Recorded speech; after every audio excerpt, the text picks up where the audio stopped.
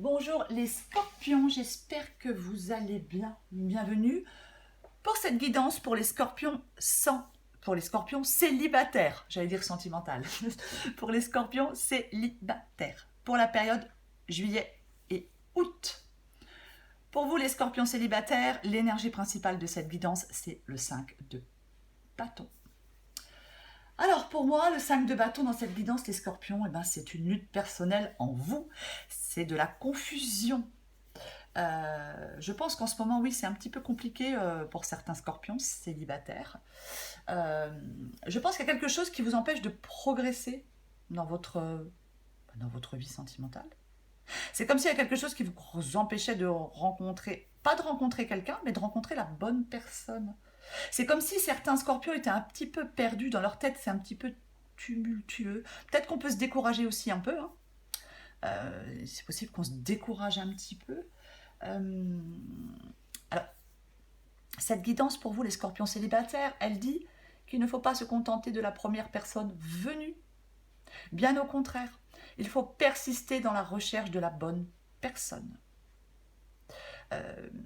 Cette rencontre, elle se fera tôt ou tard, les scorpions, bien évidemment.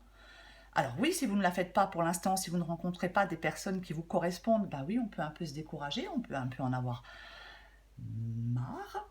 Alors, il est possible dans cette guidance qu'il y ait certains scorpions qui aient des vues sur quelqu'un qui n'est pas libre.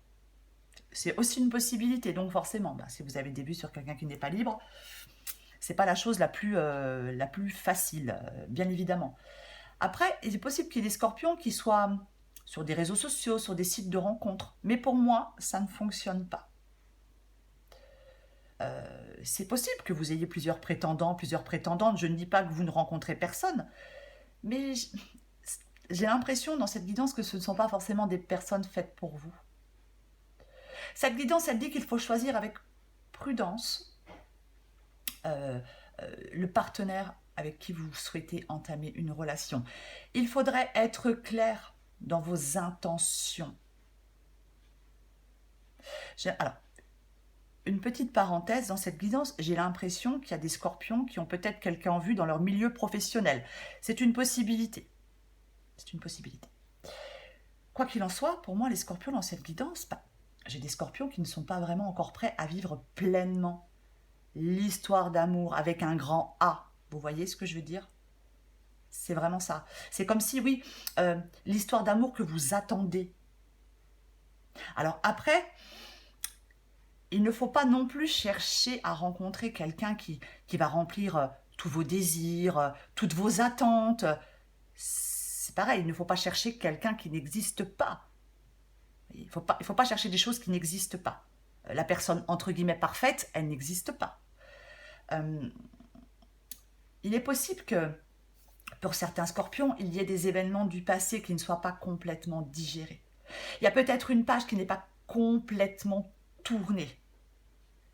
Je ne dis pas que certains scorpions pensent encore à leur ex, c'est pas forcément... Alors c'est une possibilité, mais ce n'est pas forcément ça. Ça peut être le fait, par exemple, dans une relation passée, on a été trahi.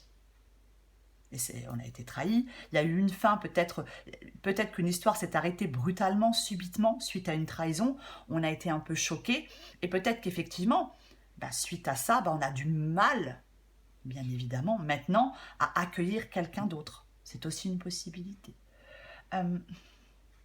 Pour moi, dans cette guidance, les scorpions, l'ermite, il conseille de rechercher en soi peut-être la cause de certains échecs amoureux, et aussi de savoir ce qui est le plus important à vos yeux chez un partenaire de vie.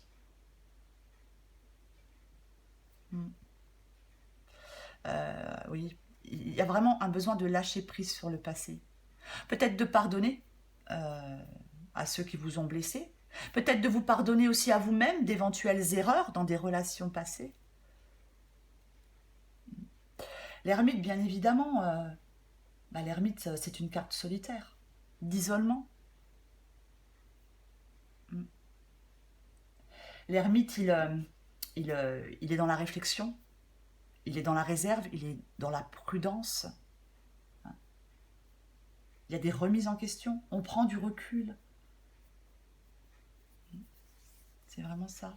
Pour moi, pour certains scorpions, il y a une grande remise à zéro. qui est nécessaire pour être en capacité d'accueillir à nouveau quelqu'un dans votre cœur. C'est vraiment ça. Il y a un travail sur soi à faire avant d'être prêt, disponible pour une vraie rencontre. Une vraie rencontre, j'insiste, parce que, encore une fois, c'est pas que vous rencontrez personne, mais j'ai pas l'impression que pour l'instant vous rencontriez quelqu'un qui soit vraiment... c'est comme si ces personnes, peut-être que vous rencontrez, que vous avez en vue, elles correspondent pas vraiment à ce que vous recherchez. Vous voyez? C'est ça. Et on n'est pas avec quelqu'un pour être avec quelqu'un. Bon, après, bon, chacun fait ce qu'il veut, bien évidemment. Ouais. Avec la carte du fou, elle dit qu'il faut garder cette légèreté qui caractérise le fou. Peut-être qu'avec l'ermite, effectivement, vous êtes dans une sorte d'introspection, d'intériorisation. Encore une fois, avec le fou, s'il y a quelque chose qui empêche d'avancer, ça aide à la réflexion. Mais il ne faut pas non plus se torturer le cerveau en se posant des millions de questions non plus, quoi. Voyez.